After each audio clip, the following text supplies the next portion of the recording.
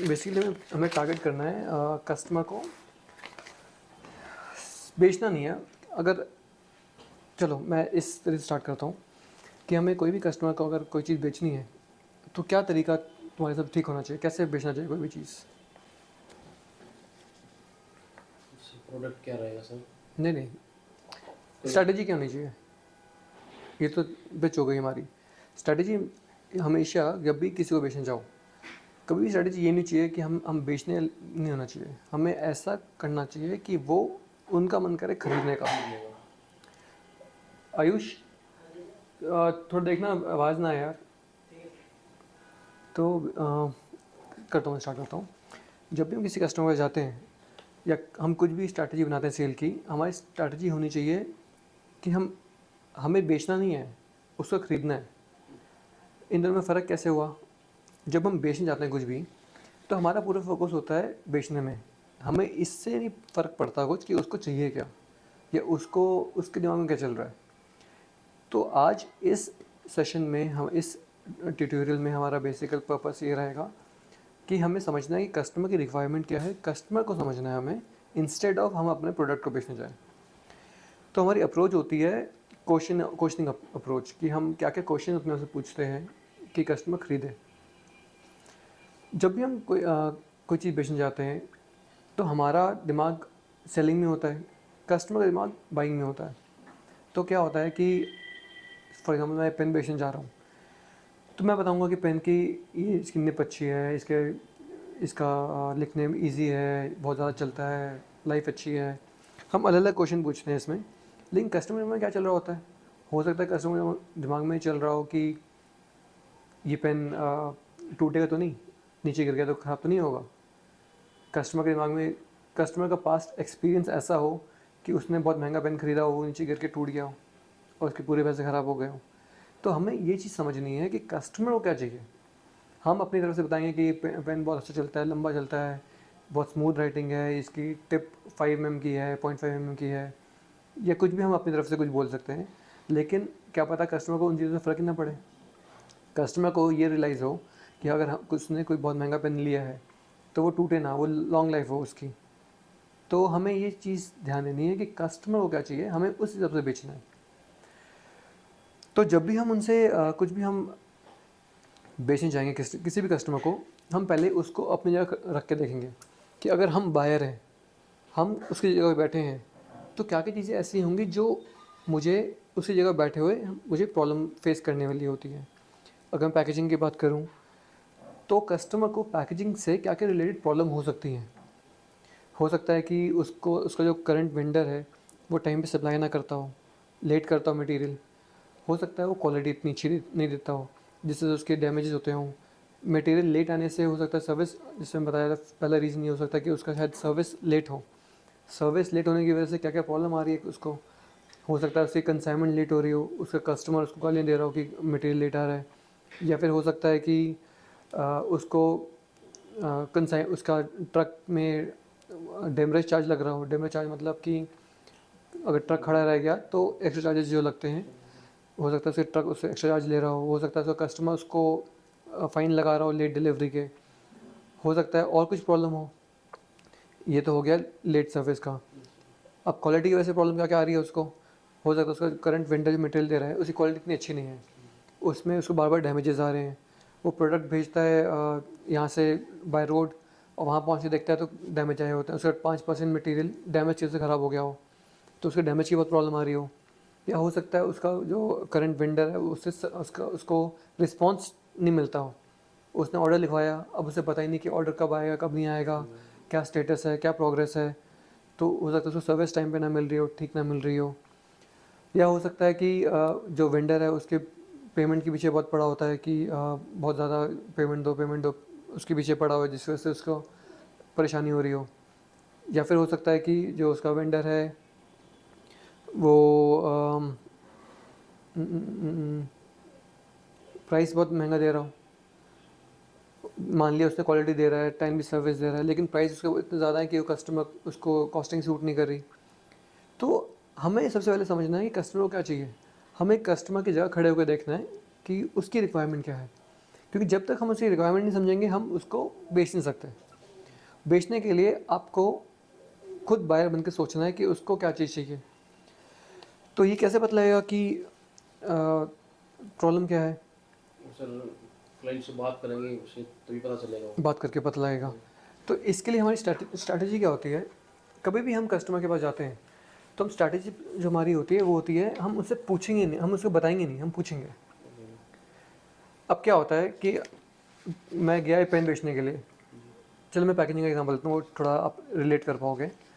Packaging में हम pallets देते हैं, वुडन बॉक्सेस देते हैं और अलग अलग चीज़ें देते हैं। तो हम जैसे ही कस्टमर जाते हैं हम बोलते हैं कि सर आपको बहुत महंगा मिल रहा है, या हम बोलते हैं सर आपको तो ये क्वालिटी इतनी अच्छी नहीं है, या हम बोलते हैं कि ये सर्विस लेट मिल रही है आपको। तो कस्टमर को क्या है, हमें नहीं पता कि उसको क्या एक्चुअली प्रॉब्लम क्या आ रही है। ये तो मैंने अपनी प्रॉब्लम्स बताई, हो सकता है उसे कुछ और ही प्रॉब्लम हो, कोई अलग ही प्रॉब्लम हो, कुछ अलग ही हम सोच रहे हो। हम उसे बोलते जा रहे हो कि सर हम लोग अच्छी क्वालिटी देंगे, अच्छी क्वालिटी देंगे, अच्छी क्वालिटी देंगे। पता लगे उसको प्रॉब्लम सर्विस की है, उसको मिडिल टाइम पे नहीं मिलता। तो हम उसको बोलेंगे अच्छी क्वालिटी दे रहे हैं, तो उसे बोलेगा मुझे चाहिए नहीं अच्छी क्वालिटी, जो मेरी क्वालिटी आ रही है वो ठीक है, वो समझ रहे हो। तो हमें, और ये कैसे है, हमें कोई भी चीज़ कस्टमर से पूछनी है तो हम डायरेक्टली बताएंगे नहीं, हम पूछेंगे। हम पूछेंगे कि क्या सर आपका जो मटेरियल है, अब क्या क्या कस्टमर आपको बार बार कस्टमर से मेल आती है क्वालिटी के लिए, पता लग जाएगा कि क्या आंसर कर रहा है वो। या हम उससे ये पूछ सकते हैं कि आपका प्रोडक्ट जब पहुंचता है तो उसमें प्रॉब्लम तो नहीं आती, सेफ़ पहुंचता है, ऐसे इस तरीके से पूछ सकते हैं। तो बेसिकली जो हम पूछते हैं, ये हमारी जो क्वेश्चन अप्रोच है वो हमारी 5 तरीके से होती है। हम 5 वाई पूछते हैं। वाई मतलब क्यों, सॉरी वाई मतलब हाँ क्यों। तो कस्टमर कोई भी आपसे अगर चीज़ लेने जाएगा तो उसके दिमाग में 5 चीज़ें चल रही होंगी। एक होगा वाई चेंज। वाई चेंज मतलब कि उसका करेंटली चलता हुआ आ रहा है, वो चेंज क्यों करें, वाई चेंज। दूसरा हो गया वाई नाउ। वाई नाउ मतलब कि अभी क्यों चेंज करूँ मैं 2 महीने बाद कर सकता हूँ, 6 महीने बाद कर सकता हूँ, बाद में कर सकता हूँ, अभी क्यों चेंज करूँ। तीसरा क्वेश्चन वो पूछेगा, इसके दिमाग पूछेगा नहीं, उसके दिमाग में चल रहा होगा, ये सब चीज़ें उसके दिमाग में चल रही होंगी। आपको बिना उसके पूछे ये सब आंसर करना है, तो उसको कॉन्फिडेंस आएगा आपके ऊपर। पहला हो गया वाई चेंज, दूसरा हो गया वाई नाउ, तीसरा हो गया वाई ऑक्टापैक, कि ठीक है चलो उसको चेंज करना है, उसको अभी चेंज करना है मान लिया, पर ऑक्टापैक ही क्यों, कोई और कंपनी से भी चेंज कर सकता है, कोई और कंपनी भी देख सकता है। तो हमें फिर इसका आंसर करना है कि वाई ऑक्टापैक। चौथा क्वेश्चन वो पूछेगा वाई योर प्रोडक्ट। अब हमने 4 टाइप के प्रोडक्ट बोले, हमने कस्टमर बोला हम आपको वुडन पैलेट भी दे सकते हैं, वुडन बॉक्स भी दे सकते हैं, वुडन क्रेट भी दे सकते हैं।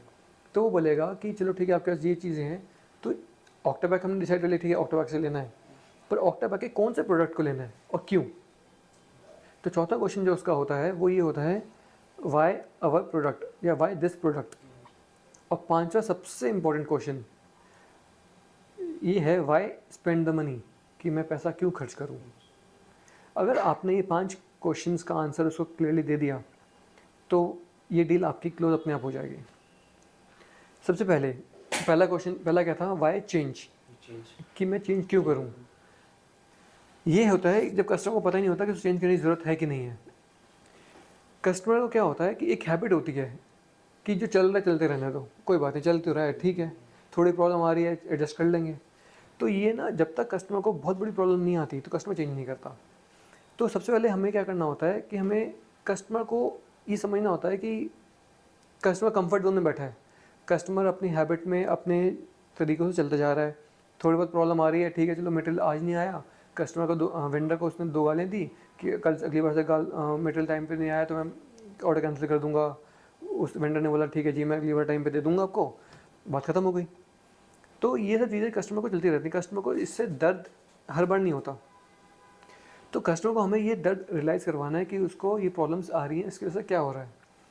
तो जो हैबिट है कस्टमर की नो चेंज की, हमें उस हैबिट पे पकड़ना है कि उस हैबिट को चेंज करवाना है। कोई भी कंफर्ट जोन में होता है, कोई भी अपने तौर तरीके से चल रहा होता है, चाहे उसको परेशानी भी हो रही होती तो इतनी जल्दी कोई चेंज नहीं करता। तो हमें ये एक दूसरा जो पॉइंट है वाई चेंज में, एक हैबिट चलती हुई आ रही है उसे चेंज करना है उसको। चेंज किसी के लिए भी ना बहुत मुश्किल होता है। कोई भी इंसान चाहे वो ये पैकिंग का डिसीजन लेना हो, लाइफ का कोई डिसीजन लेना हो, गाड़ी चेंज करनी हो, कुछ भी चेंज करना हो लाइफ में, तो लोगों के लिए ईजी नहीं होता हो। चाहे वो गाड़ी भी चेंज करनी है किसी को, तो वो सोचेगा यार चलो पैसे इकट्ठे करने पड़ेंगे इसके लिए, मुझे फिर नई गाड़ी सेलेक्ट करनी पड़ेगी, कौन सी गाड़ी लूँ कौन सी नहीं लूँ। तो वो सोचता है चलो कोई नहीं यार, चल रही है तो चलते रहने दो, जब तक उसी गाड़ी एकदम ही बुरी हालत में ना हो जाए, चेंज करने की हालत में ना हो जाए, तो वो सोचता चलते रहने दो। जब तक उसको आग नहीं लगती है ना, तब तक चेंज डिसीजन बहुत मुश्किल होता है। और आग कैसे लगेगी? आग लगेगी जब आप उसको रियलाइज़ कराओगे उसको प्रॉब्लम्स हो क्या रही है। तो जैसे वाई चेंज में, अभी हम सिर्फ वाई चेंज का ही बता रहे हैं, वाई चेंज में सबसे पहले हमें प्रॉब्लम फाइंड करने की, कस्टमर को प्रॉब्लम हो क्या रही है, कैसे हो रही है। क्वेश्चन पूछ के हमें क्वेश्चन से पूछना है कस्टमर से कि क्या क्या चीज़ें हैं जिससे वजह से उसको प्रॉब्लम हो रही है। जैसे अभी प्रेजेंट सप्लायर से आपको क्या प्रॉब्लम हो रही है। पहले हमने बेसिक क्वेश्चन पूछ लिए, हमें आइडिया लग गया कि कस्टमर को प्रॉब्लम हो क्या रही है। हमें फॉर एग्जांपल ये पता लग गया कि सर्विस टाइम पे नहीं देता, ठीक है। तो पहला हमारा था फाइंड ए प्रॉब्लम, हमने फाइंड ए प्रॉब्लम कर ली। वाई चेंज में हमने तो पहले क्या करना है, कस्टमर की प्रॉब्लम समझनी है। कस्टमर की प्रॉब्लम समझेंगे क्वेश्चन पूछ के हमें समझ आ गया कस्टमर को प्रॉब्लम हो रही है कि उसको सर्विस टाइम पे नहीं मिल रही, जिस वजह से उसको प्रॉब्लम हो रही है। अब दूसरा इसमें चीज़ क्या है, हमें फाइंड ए प्रॉब्लम तो कर ली हमने, उसकी प्रॉब्लम समझ आ गई। अब हमें क्या है, प्रॉब्लम को बड़ा करना है, जितना बड़ा हो सके उतना बड़ा करके दिखाना है कि कितनी बड़ी प्रॉब्लम है जो ये है। ये एक्चुअल कैसे करेंगे ये? देखो, कोई भी प्रॉब्लम होती है कस्टमर को जैसे अब मैं लेट डिलीवरी का एग्जांपल लेकर थोड़ा समझाता हूँ इस चीज़ को। कस्टमर को प्रॉब्लम हो रही है कि लेट डिलीवरी हुई, उसने अपने वेंडर को हड़का दिया कि अगली बार ये लेट नहीं होना चाहिए, और अगर लेट हुआ तो मैं पैसे काट लूँगा, या मैं ऑर्डर कैंसिल कर दूँगा, या मैं पेमेंट नहीं करूँगा। वो बोल दिया, वेंडर ने बोला नहीं सर मैं अगली बार ध्यान रखूँगा, अब मेरा ऑर्डर मत कैंसिल करो। तो ये करने के बाद प्रॉब्लम ख़त्म हो गई। लेकिन आपका क्वेश्चन क्या है, आपको इसमें प्रॉब्लम एक्सप्लेन करना है, कस्टमर को रियलाइज़ करवाना है कि एक्चुअली ये प्रॉब्लम कितनी बड़ी है। एग्जाम्पल के तौर पे जैसे कस्टमर का एक शिपमेंट लेट हो गया। अब शिपमेंट लेट हुआ तो इसको कैसे समझाओगे? सर आपका मटेरियल लेट आया। अब पूछोगे एक महीने में कितनी गाड़ियाँ आती हैं आपकी पैकिंग मटेरियल की? वो बोलेगा ठीक है मेरी आती हैं मोटी मोटी महीने में 10 गाड़ी आती हैं। और 10 में से सर कितनी आपकी लेट हो जाती हैं? वो कह रहा है कि 10 में से 5 लेट हो जाती हैं।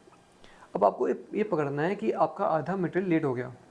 आपको ये चीज़ पे फोकस करना है, ठीक है सर आपकी आधी बार गाड़ी लेट हुई, आपकी एक गाड़ी जो जाती है वो कितना भाड़ा लगता है उसका? वो बोलेगा 80,000 रुपये लगता है मेरा, यहाँ से दिल्ली से चेन्नई जाती है गाड़ी, 80,000 लगता है। ये हो गया केस 1, जब वो बोलते हैं मेरी लोकल ट्रांसपोर्टेशन है 80,000 लगता है। ठीक है सर तो आपको डैमेज कितना लगता है इसमें? कह रहा है अगर गाड़ी मेरी एक रात रुक जाती है, मटेरियल 2 दिन लेट होता है मेरा, तो मेरा पर दिन का 5,000 रुपये किराया लग जाता है। तो 5,000 लगता है। अब महीने में 5 बार लेट हो गई आपकी, हर बार का 10,000 रुपये किराया लग गया, कितना हो गया? एक गाड़ी में 10,000 रुपये हो गया, महीने में 5 गाड़ी लेट हो गई, 50,000 रुपये का नुकसान हो गया।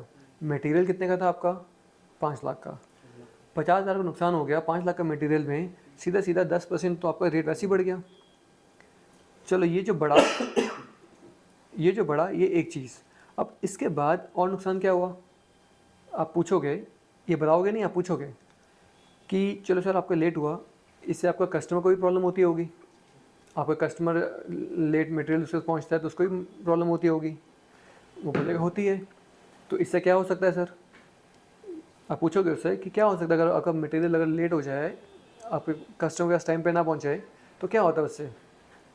तो बोलेगा कस्टमर मेरे को पैसे काटता है, या फिर पैसे नहीं काटता तो कस्टमर के जो रिलेशनशिप है ख़राब हो जाता है, कस्टमर मुझे हमेशा गुस्सा करता है, कस्टमर मेरे बॉस को बोलता है, मेरे बॉस मुझे डांटता है, मेरी नौकरी पे बात आ जाती है। ये सब चीज़ें आपको बोलनी नहीं है, आपको उससे पूछना है कि क्या हो जाता है सर। आप पूछ सकते हो कि सर अगर ऐसा लेट होता है तो आप पे बहुत प्रेशर आता होगा आपके सीनियर से, या फिर आप ये पूछ सकते हो कि सर अगर आपका मटेरियल लेट होता है तो कस्टमर आपको क्या डेबिट भी करता है क्या पैसे, या पैसे काटता भी है क्या आपके? वो बताएगा हाँ मेरे ऐसे इतने पैसे काट लेता है वो। तो बोला इतने पैसे काट लेता है और इतना मटेरियल है तो आपको तो लॉस बहुत ज़्यादा हुआ इस हिसाब से। ये चीज़ पूछ सकते हो आप। या पूछ सकते हो कि अगर मटेरियल लेट हुआ, मटेरियल लेट की वजह से क्या क्या हो सकता है? और मटेरियल लेट की वजह से हो सकता है कि आपकी क्वालिटी चेक में टाइम नहीं लगता। मतलब चलो ये तो छोड़ो, ये अलग हो गया।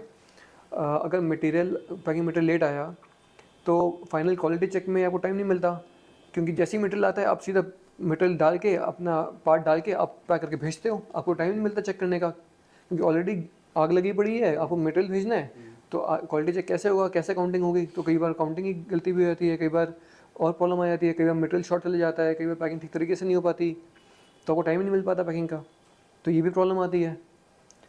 तो इससे क्या इफेक्ट होता है सर? फिर कस्टमर बताएगा कि इससे होता है इफेक्ट की जो मेरा फाइनल कस्टमर है जिसको मुझे मटेरियल भेजना है, वो गुस्सा होता है कि मैंने अगर बोला 500 पीस भेजे हैं पर 400 पीस ही गए या 450 पीस ही गए, तो कस्टमर और फिर गुस्सा होता है वो कि मेरी क्वालिटी ठीक नहीं है, मैं मटेरियल चेक करके नहीं भेज रहा, मेरे पास खुद टाइम ही नहीं होता चेक करने का।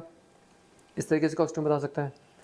तो आपको ऐसे ऐसे करके ना चीज़ें और जोड़नी है कि एक लेट होने की वजह से, एक आपका पैकिंग मटेरियल अगर लेट आया तो उससे क्या क्या चीज़ें आपकी इफ़ेक्ट होती हैं।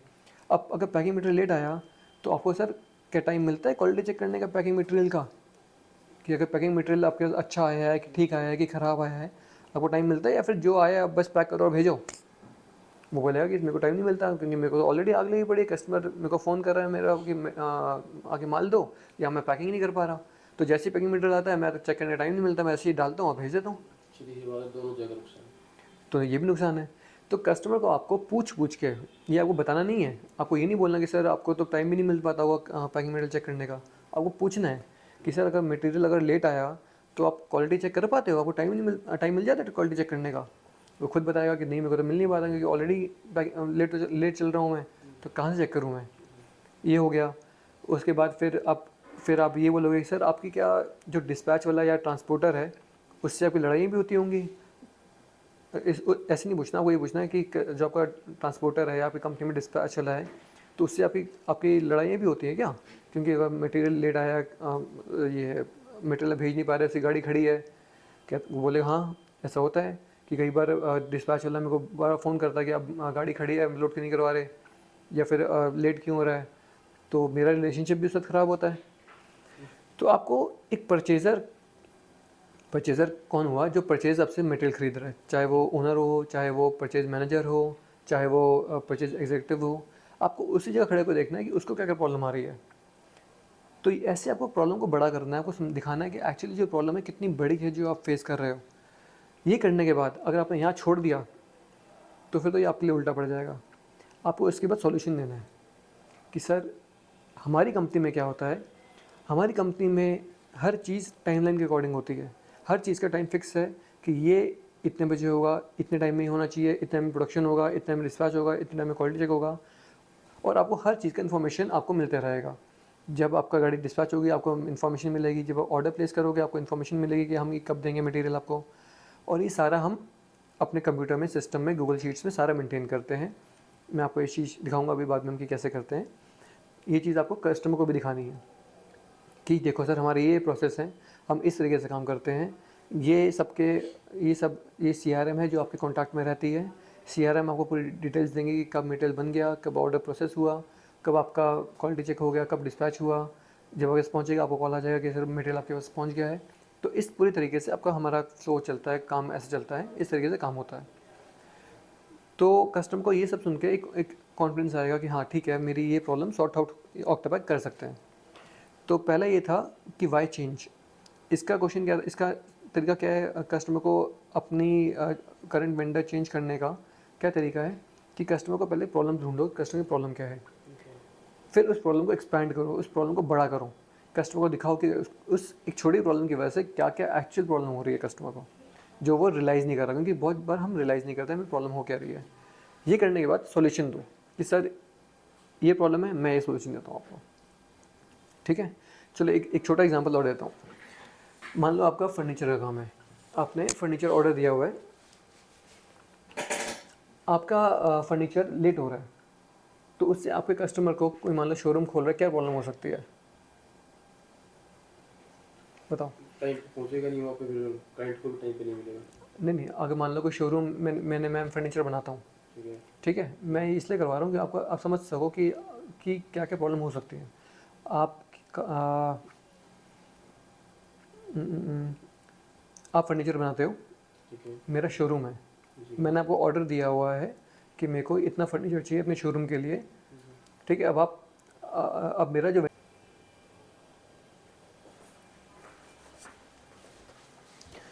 तो हम ये डिस्कस कर रहे थे कि जैसे कोई वेंडर है, अगर कोई मटेरियल शॉर्ट होता है या फिर अगर फर्नीचर का अपना शोरूम है, आपका मटेरियल लेट पहुंचा तो क्या क्या कस्टमर इम्पैक्ट होगा? जैसे न्यू शोरूम ओपन करने के लिए बोल रहे हो आप, हाँ, कोई न्यू शोरूम ओपन हुआ, ठीक है। उसका फर्नीचर लेट हो रहा है, उसमें नुकसान ये होगा सर, एक तो जैसे ओपनिंग टाइम पे नहीं हो पाएगी और सेल नहीं हो पाएगी तो नुकसान वो होगा, ठीक है। दूसरा रेंट दोगे आप उसका, आप क्वेश्चन क्या पूछोगे? क्वेश्चन फॉर्मेट, आपको कोई कस्टमर से क्वेश्चन पूछना है, क्वेश्चन क्या पूछोगे? जैसे शोरूम आपका ओपन नहीं हुआ तो सॉरी आपको फर्नीचर टाइम से नहीं पहुंचा तो आपको नुकसान होगा। ठीक है, ये क्वेश्चन ठीक है, पर इसमें और स्पेसिफिक पूछना है जैसे अगर आपका फर्नीचर टाइम पे नहीं पहुंचा तो क्या आपका इनॉग्रेशन टाइम पे हो पाएगा? नहीं हो पाएगा। आंसर मत करो, क्वेश्चन पूछो ऐसे का। और क्या क्वेश्चन पूछोगे?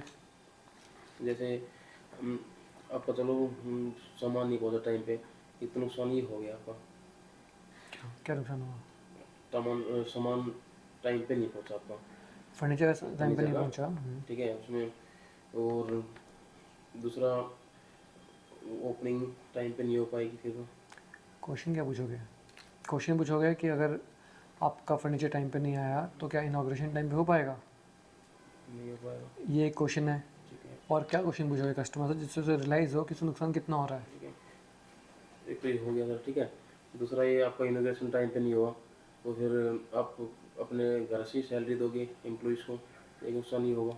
क्वेश्चन पूछो, क्वेश्चन। अगर आपका फर्नीचर टाइम पे नहीं आया, इनॉग्रेशन टाइम पे नहीं हुआ, तो आपको रेंट देना पड़ेगा, रेंट देना पड़ेगा, अच्छा ये ठीक है, ठीक है। ठीक है। इस तरह से क्वेश्चन आपको क्वेश्चन फॉर्मेट पूछना है। आपको पूछना है कि अगर शोरूम टाइम पे नहीं खोला तो क्या आपको सैलरी देनी पड़ेंगी? सैलरी देनी पड़ेगी, कितनी सैलरी देनी पड़ेंगी? जो एम्प्लॉई है जितने हैं उनकी सैलरी देनी पड़ेगी। हाँ, तो ये आप पूछोगे कितनी सैलरी देनी पड़ेगी, वो बोलेगा कि मेरे को महीने की 1 लाख की सैलरी है। बोलोगे 15 दिन अगर लेट हुआ तो 50,000 का नुकसान हो गया। बिल्कुल। तो इस तरीके से आपको हर एक नुकसान को ऐड करा के बड़ा करना है कि कितनी बड़ी प्रॉब्लम कितनी बड़ी है। स्टार्टिंग से पूछता हूँ सर, ठीक है। चलो कोई नहीं, अब इसका आगे और आगे ले जाते हैं। तो आपको ये देखना है कि जैसे आपने कुछ कस्टमर्स को वो दिया, ऑप्शंस बताए कि ये इनके लॉसेस हो रहे हैं। फिर आप ये डिस्कस करोगे कि आप ये सब एनालाइज करोगे कि इनमें से ऐसा कौन सा पॉइंट है कि जिस पे कस्टमर सबसे ज़्यादा दुख हुआ। हो सकता है सबसे ज़्यादा दुख उसको उसमें हो कि उसके इनॉग्रेशन टाइम पे नहीं हो पा रहा। हो सकता है सबसे ज़्यादा दुख उसको इस बात पे हो कि उसको रेंट देना पड़ रहा है, या उसको इस बात का हो कि उसकी सेल नहीं हो पा रही जब तक इनॉग्रेशन नहीं हो पा। तो ये देखना है कि सबसे ज़्यादा दुख किस बात को हो रहा है, उस दुख पे ज़्यादा फोकस करके उसको इसको हम बोलते हैं हॉट बटन्स। हॉट बटन क्या होते हैं? हॉट बटन ये होते हैं कि ऐसा कौन सा पॉइंट है जिसमें कस्टमर का सबसे ज़्यादा दुख हो रहा है, सबसे ज़्यादा उसकी दुखती रग कौन सी है।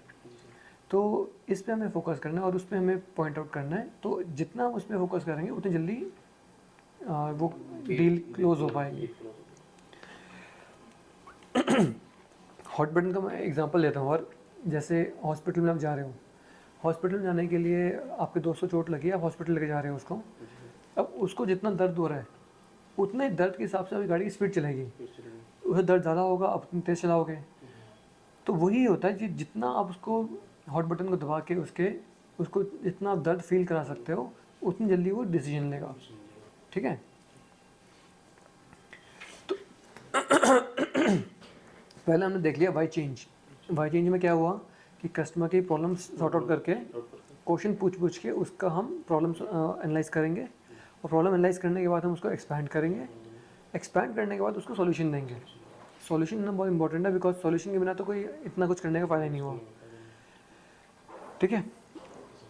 और तो ये हो गया हमारा वाई चेंज। अब दूसरा है वाई नाउ।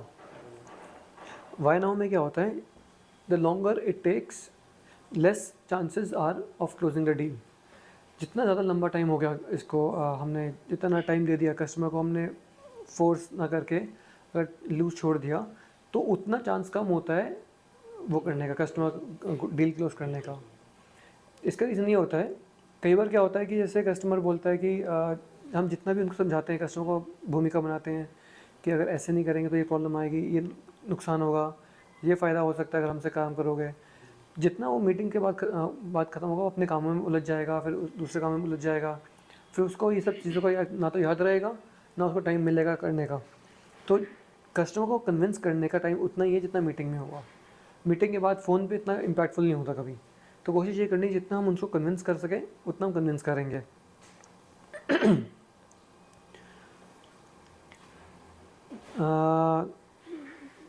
वाई नाउ के अंदर हमें ये चीज़ और देखनी है कि उसको हमें दिखाना है कितना लॉस हो रहा है। जैसे मैंने बताया कि जितना हम दिखाएंगे इतना बड़ा लॉस हो रहा है, उतनी जल्दी डिसीजन लेगा। और कभी भी जब हम कस्टमर के पीछे पड़ते हैं कि डील क्लोज करने के लिए, कभी भी पीछे नहीं पड़ना। लास्ट में हमेशा कस्टमर को हमें फाइनल डिसीजन उन पे छोड़ना है। अगर फाइनल चॉइस हमने कस्टमर पे नहीं छोड़ी तो वो डर जाएगा और फिर डील क्लोज नहीं होगी। जब भी हम उनको कोई बेनिफिट देंगे, जैसे आपने होंडा का एग्जांपल दिया था कि होंडा स्कूटी, अगर मैं जब आप एग्जांपल दे रहे थे मुझे, तो मैंने कहा था कि होंडा स्कूटी मैं शायद बाद में लूँ, अभी नहीं लेना, मैं सोच के बताऊँगा। तो आपने मुझे बोला कि इस केस में हम उनको डिस्काउंट ऑफर करेंगे कि आज हमारा प्रेजेंट डिस्काउंट चल रहा है, अगर आप 5 दिन बाद आओगे तो हो सकता है डिस्काउंट ना मिले। तो ये एक बेनिफिट हम दे सकते हैं कस्टमर को कि वो जल्दी डील क्लोज करें। अगर हम ऐसा करें, अगर उस टाइम हम बोल देते कि ठीक है सर आप 5 दिन बाद आ जाना, तब तक हो सकता है किसी और टीवीएस वाला या फिर कोई और आके उसको कन्विंस करके ऑर्डर अपना क्लोज कर ले, तो हमारी डील ख़राब हो जाती है। सिमिलरली अगर हमने भी ऐसा किसी कस्टमर जाने दिया, तो हो सकता है कोई और कस्टमर आके, कोई और वेंडर आके उसको कन्विंस कर देगा और डील क्लोज हो जाएगी, तो हमारा ऑर्डर ख़त्म हो जाएगा। तो हमें कस्टमर को हाथ जाने नहीं देना उस केस में। हमें कस्टमर जब आया है उसी टाइम पे उसको फोकस करके उसको कन्विंस करके डील क्लोज करनी है। पर अगर हमने उसको ज़्यादा फोर्स कर दिया तो फिर ये डील वैसी नहीं हो पाएगी, मुश्किल हो जाएगा। तो हमें अपना बेस्ट देना है कि सर आपको जो डिसीजन लेना है ले लो, बट अगर आप आज लेते हो तो आपको ये बेनिफिट मिलेगा, बाकी चॉइस आपकी है। तो एंड में हमें हमेशा ये बोलना है कि बाकी चॉइस आपकी है, या सर बाकी डिसीजन तो आपका ही है, क्योंकि उसको भी फील हो कि आप उसे सेफ स्पेस दे रहे हो। ठीक है, ये हो गया वाई नाउ। वाई नाउ की बताया वाई ऑक्टापैक। वाई ऑक्टापैक में वो 3 चीज़ों पे ज़्यादा फोकस करेगा। एक यू सेल्स एग्जीक्यूटिव, कि योर कंपनी, कि आप किस कंपनी के हो, और तीसरा योर प्रोडक्ट, कि आपका प्रोडक्ट क्या है। इन 3 चीज़ों में ज़्यादा फोकस करेगा। अगर उसको लगेगा कि आप ट्रस्टवर्दी हो, पहले आएगा, सबसे पहले आप पे आएगा, आपके अपीयरेंस में, और आपको देख के, आपके कॉन्फिडेंस लेवल को देख के, आपको अगर आप उसे फीलिंग आ गई कि आप भरोसे के लायक हो, तो आधी जंग तो ऐसे जीत लोगे। तो सबसे पहले आपका कॉन्फिडेंस और आपकी एक्सपर्टीज़ देखेगा वो। एक्सपर्टीज़, जैसे मैंने बताया कि कभी एक्सपर्टीज़ अब बोल के नहीं आप कन्विंस कर सकते, आप सिर्फ एग्जांपल देके या कुछ समझा के या कुछ दिखा के ही उसको ट्रस्ट करा सकते हो या दिखा सकते हो कि आप एक्सपर्ट हो। तो एक्सपर्टीज़ आप दिखाने के क्या तरीके होते हैं, जैसे आप उसके कॉम्पिटिटर कंपनी, जैसे वो ऑटोमोबाइल कंपनी का है, तो उसके कॉम्पिटिटर में और कौन सी कंपनी है जिसके साथ हम काम करते हैं, उसका एग्जांपल दे सकते हो कि सर अगर मान लो आप मारुति में गए उस वो करने के लिए, मिलने के लिए, तो आप बता सकते हो कि हम टाटा मोटर्स में काम करते हैं, हम होंडा में भी काम करते हैं, हम हुंडई में भी काम करते हैं।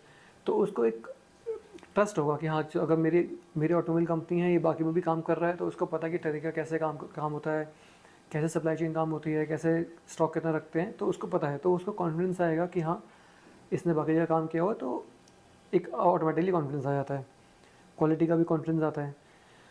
सिमिलरली हम उनको ये बता सकते हैं कि हमारी लोकेशंस कहाँ पे है। हमारा दिल्ली में हेड ऑफिस है, हमारा भिवाड़ी में मैन्युफैक्चरिंग है, पुणे में मैन्युफैक्चरिंग है, चेन्नई में हमारा जॉइंट वेंचर है। तो अगर उसकी कोई और लोकेशंस भी होंगी तो उसको एक कॉन्फिडेंस रहेगा कि हाँ चलो अगर मेरा काम पुणे में रहेगा तो वहाँ पे ये कर सकते हैं, दिल्ली में रहेगा तो वो ये कर सकते हैं, भिवाड़ी में रहेगा तो कर सकते हैं। तो इस तरीके से हम उनको बता सकते हैं। इसके अलावा हम अपने कंपनी के सिस्टम्स और चार्ट्स, प्रोसेसेस उनको दिखा के ट्रस्ट कर सकते हैं कि हम किस तरीके से काम करते हैं। हमारा हर चीज़ चेकलिस्ट में चेकड होता है, हमारे हर प्रोसेस टाइमलाइन चेकड होते हैं कि कौन सा टाइम डिले चल रहा है, कौन सा प्रोसेस का कितना टाइम है। तो वो आपको मैं अभी दिखाऊंगा सॉफ्टवेयर में, तो आपको उससे भी आइडिया लग जाएगा। तो इस तरीके से हम अपना एक्सपर्टीज़ और ट्रस्ट जनरेट करेंगे।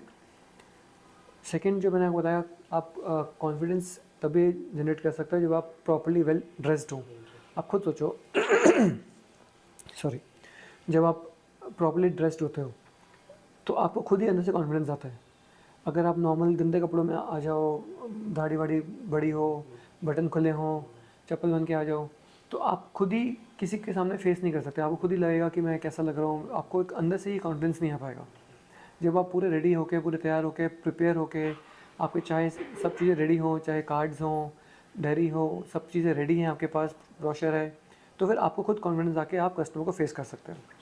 ठीक है, तो ये चीज़ें बोलने वाली नहीं होती, देखने वाली होती। आगे कस्टमर होता है, वो फील कर सकता है कि आप कितने कॉन्फिडेंट हो और कितने आप इजीली कस्टमर को देख पा रहे हो।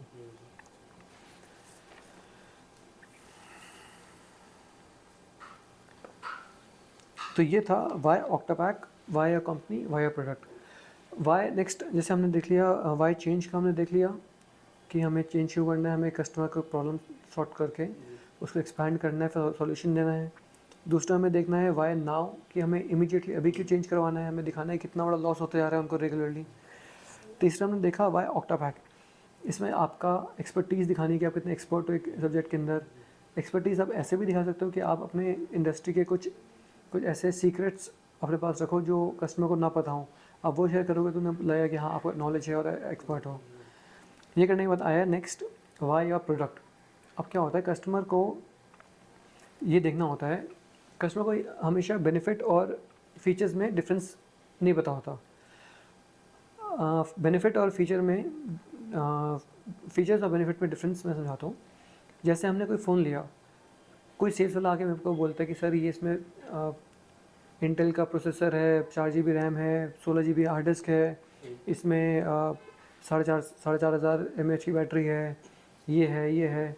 उसने वो लिस्ट गिना दी कि इसमें ये चीज़ें हैं। अब मुझे ये नहीं समझ आया कि उसने गिना तो दिया, पर इससे मुझे फ़ायदा क्या होगा। ये तो स्पेसिफिकल चीज़ें हो गई हैं, ये तो ठीक है, सब जो है सो हैं, पर मुझे नहीं पता कि ये स्पेसिफिक चीज़ों से फ़ायदा क्या होगा।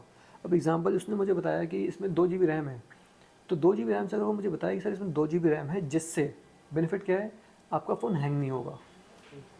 इसमें वो बोलेगा इसमें 2 GB रैम है, जिससे आप अगर गेम खेलिए तो गेम बड़े तरीके से चलेगी, स्मूथ चलेगी, आपके बीच में रुकेगी नहीं। वो बोलेगा कि इसमें इंटेल का प्रोसेसर है, तो आप मल्टीटास्किंग कर सकते हो, एक साथ 4 एप्लीकेशन चला सकते हो या 10 एप्लीकेशन चला सकते हो। तो इस तरीके से आपको फीचर के साथ साथ बेनिफिट बताना बहुत ज़रूरी है। और उसके बाद फिर क्या होगा, जैसे आपने हार्ड डिस्क ली, हार्ड डिस्क में भी सिमिलरली आपने बोला कि इसमें 64 GB हार्ड डिस्क है या 128 GB हार्ड डिस्क है, तो उससे फ़ायदा क्या होगा कस्टमर को। कस्टमर को फ़ायदा इसमें ये होगा, कस्टमर को आप बोल सकते हो कि सर आप अगर फ़ोटो खींचने के शौकीन हो, तो आपको सोचना नहीं पड़ेगा कि आप कितनी फ़ोटो खींच रहे हो, आप जितनी बड़ी फ़ोटो खींच सकते हो, इसमें बहुत स्टोरेज है, तो आपकी बहुत फ़ोटोज़ आराम से आ जाएंगी। तो जब हम योर प्रोडक्ट को एक्सप्लेन करते हैं, हमें साथ में ये भी एक्सप्लेन करना होता है कि अगर हम वुडन बॉक्स दे रहे हैं, वुडन क्रेट दे रहे हैं, तो इनमें डिफरेंस क्या है और कस्टमर को कैसे बेनिफिट होगा। हम अगर कस्टमर को बोल रहे हैं कि आप अभी करंटली वुडन क्रेट यूज़ कर रहे हो, आप इसमें वुडन बॉक्स में शिफ्ट हो जाओ, तो कस्टमर बोलेगा कि क्यों है। आप उसको बोल सकते हो कि सर वुडन बॉक्स में हम पूरा बॉक्स को कवर करते हैं, प्लाईवुड से कवर होता है, 15 mm प्लाईवुड से, 12 mm प्लाईवुड से कवर किया हमने, तो उससे क्या होगा कि आपका बॉक्स में कोई भी एक्सटर्नल फैक्टर, मिट्टी, डस्ट वगैरह कुछ अंदर नहीं जा सकती, तो आपका पार्ट सेफ रहेगा। या मान लो कभी अगर ऐसा हो कि बारिश हुई, तो डायरेक्टली पानी उस पर नहीं आ पाएगा, वुडन बॉक्स उसको रोक लेगा।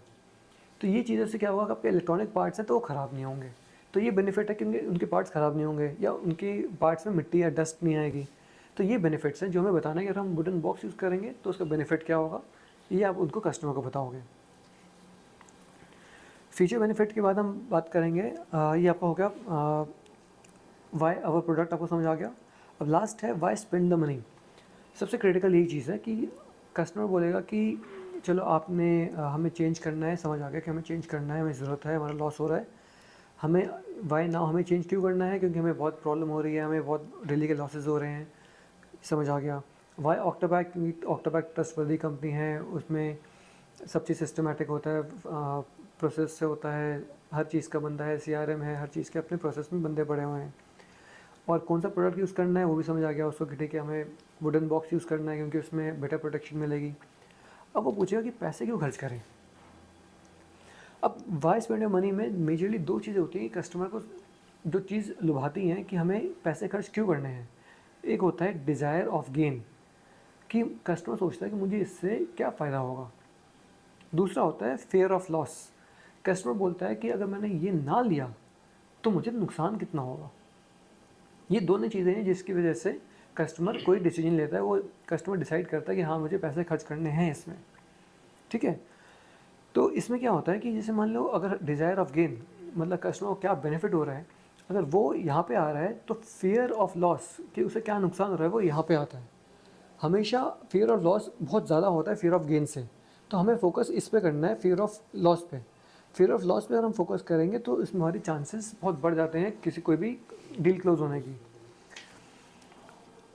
फियर ऑफ गेन की बात करूँ तो fear of gain sorry desire of gain का मतलब अगर क्या बेनिफिट है उनको ये बताऊँ तो बेनिफिट ये होगा, जैसे बताओ कोई अगर मैंने कस्टमर को वो बोला कि ये बेनिफिट होगा तो क्या क्या कस्टमर क्या बेनिफिट हो सकता है, मैं बोलता हूँ कि आपको कॉस्ट सेविंग होगी तो ये बेनिफिट है। सर इसमें बेनिफिट देखो ये होगा, जो उसका जो लॉस चल रहा है वो लॉस नहीं होगा उतना, ये बेनिफिट होगा। नहीं नहीं, तो फिर डिज़ायर ऑफ गेन, गेन क्या हुआ इनको, मतलब अगर ये हुआ कि कस्टमर को बोला कि आपका प्रॉफिटेबिलिटी 5% बढ़ जाएगी जी तो कस्टमर इससे इम्प्रेस तो होगा, जी तो वो डिसीजन भी लेगा। लेकिन अगर मैं बोलूँ कि सर अगर आप इसको यूज़ करेंगे तो आपका हर महीने का जो इतना लॉस हो रहा है, चलो इसको अलग एग्जांपल समझाता हूँ। मान लो कि कस्टमर बोलता है कि मैं महीने का 1 लाख रुपए का पैकिंग मटेरियल खरीदता हूँ, जी ठीक है। मैंने बोला सर ठीक है आप खरीदते हो अच्छी बात है, अगर मैंने अपना प्रोडक्ट दिया तो आपका हर महीने का 5,000 रुपये बचेगा। ये हो गया उसका फ़ायदा क्या हो रहा है, फ़ायदा। ठीक है। और इसको मैं इस तरीके से भी बोल सकता हूँ, सर अगर आप मैंने अपना पैकिंग मटेरियल दिया, आपका हर महीने जो 5,000 रुपये लॉस हो रहा है वो लॉस नहीं होगा। नहीं होगा। दोनों फ़र्क देख रहे हो, बात एक ही है, बात एक ही है, लेकिन वो चीज़ जहाँ लगता है ना कि हर महीने 5,000 रुपये इनका तरीका अलग है बताने का। लॉस हो रहा है वो बच जाएगा। इसका एग्जांपल एक ये है, एक सर्वे हुआ था एक टेलीकॉम कंपनी के अंदर, जिसमें जो सीआरएम के पास कस्टमर एग्जीक्यूटिव के पास फ़ोन आते थे अपना नंबर कैंसिल करवाने के लिए, नंबर को बंद करवाने के लिए। तो नंबर बंद करने के लिए फ़ोन आते थे तो नॉर्मली जो सीआरएम है कस्टमर सर्विस है वो फ़ोन करके बोलते थे कि अगर आप कंटिन्यू रखेंगे कैंसिल नहीं कराओगे तो हम आपको एज अ गिफ्ट 20 GB का डेटा देंगे। तो ये बोलने से उनकी जो कैंसिलेशन थी वो 20% तक बढ़ गई। ये सर्वे करने के बाद उन्होंने अगला सर्वे किया, उसी लाइन को उन्होंने चेंज कर दिया। उन्होंने क्या बोला कि सर आपको कैंसिल करवाना है करवा लो, पर आपके कैंसिल करवाने के बाद जो 20 GB डेटा आपका रखा हुआ है वो वेस्ट हो जाएगा, वो आप यूज़ नहीं कर पाओगे। बस ये लाइन चेंज करने से उनकी कैंसिलेशन 20% से 60% तक ऊपर बढ़ गई, 65% तक। तो एक लाइन चेंज करने से इतना फ़र्क पड़ गया, तो कस्टमर को फेयर से ज़्यादा इफेक्ट पड़ता है इंस्टेड ऑफ गेन से। अगर हमने उनको बोला कि 20 GB आपको एक्स्ट्रा मिलेगा तो उनको गेन हो रहा है। सेम चीज़ अगर उन्होंने बोली कि आपको 20 GB जो आपका पड़ा हुआ है वो वेस्ट हो जाएगा, आप यूज़ नहीं कर पाओगे, तो उनको लगा कि लॉस हो रहा है, तो फिर कैंसिलेशन और कम हो गई। तो हमें इस पे फोकस करना है कि कैंसिलेशन कि हमें कैसे कस्टमर को फियर ऑफ लॉस पे हमें वर्किंग करनी है, कि कस्टमर को क्या चीज़ डर लग रहा है उस पर वर्किंग करनी है, ठीक है। और कोई पूछना है?